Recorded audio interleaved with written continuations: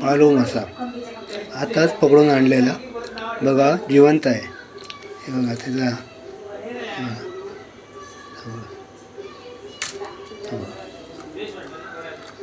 आत्ताच पकडून आणला, आमच्या खडपामध्ये गरवला.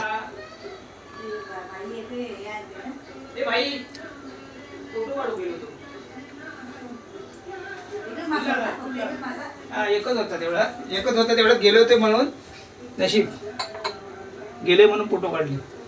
जीवन हत्याला काढ